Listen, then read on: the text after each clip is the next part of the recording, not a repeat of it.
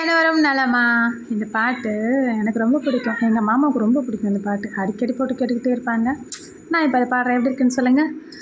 மனசு தடுமாறும் அது நினைச்சாலும்